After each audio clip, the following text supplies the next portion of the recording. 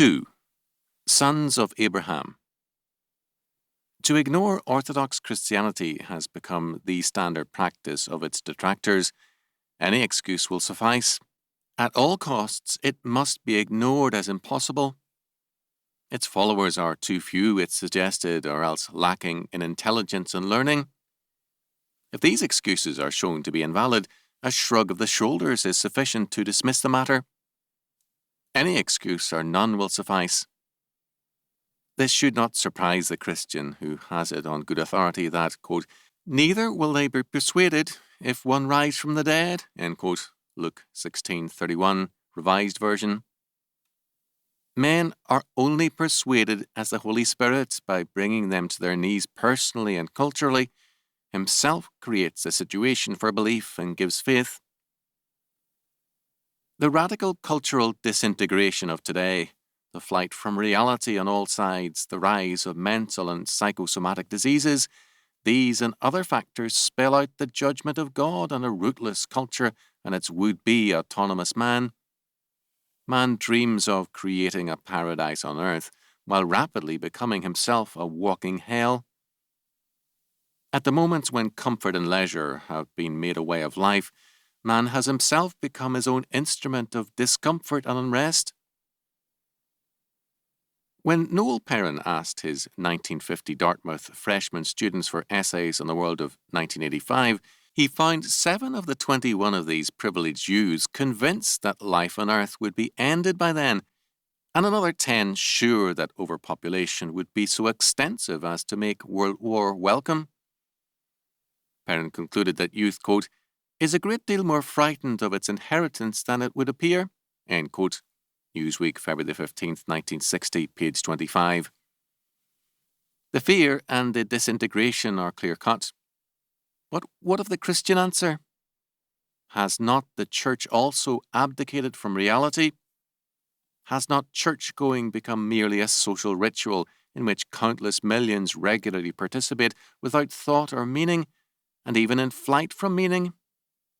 Are not Orthodox Christians to be numbered among the retreating in their surrender of life and thought to the devil and in their permanent remnant psychology? All these things are true, but not the whole story. The Reformation principle, forced into a retreat by the Enlightenment and in long decline and eclipse, was reasserted by Abraham Cooper, 1837 to 1920, with great power and vigour. Cooper's influence in primary and secondary education, in university life, politics and literature in the Netherlands was marked, but his international and enduring importance is in terms of his philosophy. Before and apart from Cooper, Protestant thought was infected by the principles of the Enlightenment and assumed for apologetic purposes the autonomy of theoretical thought. 2 fundamental and dangerous assumptions were made. First, the autonomy of natural man and his ability to act as judge over reality, and second, the impartiality of natural man, who was assumed to be neutral with regard to the God whose throne he claimed and whose word he despised. This natural man, at war with God, still claimed to be beyond prejudice and capable of assessing with neutrality the quote-unquote rival claims of God and himself. Kuyper emphatically rebelled against this, pointing out that apologetics and Christian philosophy were operating on 2 mutually exclusive ultimates. On the one hand, they conceded the autonomy of man. On the other, they believed in and sought to establish the sovereignty of the self-contained and triune God. Cooper began the work of cleansing Christian thought of this ambivalence and establishing it firmly on the ontological Trinity. That inconsistencies remained in Kuyper and in some of his adherents can be granted, but the assured direction of this school is clear-cut. While not all the Cooperian thinkers, both at the Free University and elsewhere, are known to American readers, several have in recent years been translated. Herman Bavinck, Cooper's successor, is known through The Philosophy of Revelation, The Doctrine of God, and Our Reasonable Faith.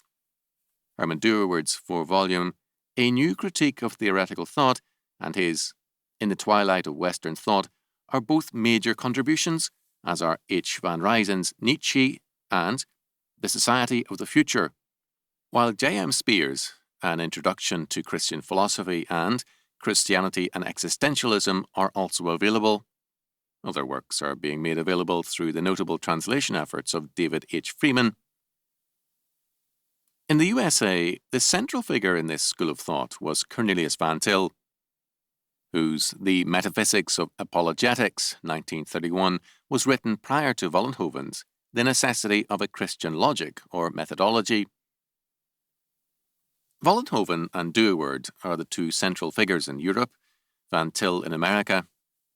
Despite extensive peripheral criticism, there has been no attempt to challenge the basic premise of this school, namely, that two mutually exclusive ultimates cannot coexist. Meanwhile, the school of philosophical thought established by Abraham Cooper extends its influence internationally with an increasingly attentive audience in the Far East. The sons of Abraham, that is, the descendants and heirs of Kuyper's thinking, abound and flourish despite marked opposition. Van Til was born in the Netherlands on May 3, 1895. He migrated to the United States as a boy with his family in 1905, settling in Highland, Indiana. His background thus brought together the influence of the Netherlands and the United States. Kuyper, after training in Calvin College and Seminary with the notable Princeton Seminary tradition and work under such men as Charles Hodge, J. Gresham Machen, and Gerhardus Voss. At Princeton University, where he was given a graduate fellowship towards his PhD through A. Bowman, then chairman of the Department of Philosophy, he was trained in the tradition of secular philosophy. Van Til served as pastor of the Spring Lake Church of Classis Muskegon in Michigan, taught a year at Princeton Seminary, and then resigned because of his dissent with that school's reorganization. Subsequently, he taught at Westminster Seminary in Philadelphia, later entering the Orthodox Presbyterian Church.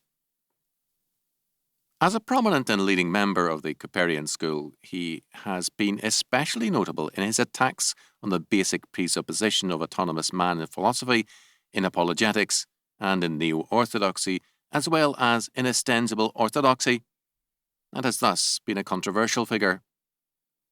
Autonomous man has long reigned as unchallenged emperor in every area of human thought, and the radical and devastating attack made by Van Til has seemed to some to be a shaking of that foundation. This reigning emperor, autonomous man, and his philosophy walks in actual poverty, though clothed with scarlet in the imagination of his followers. Because men often fight more readily for their illusions than for the truth, Van Til's analyses of their illusions have not been happily received. This unhappy reaction is in itself a tribute to his success.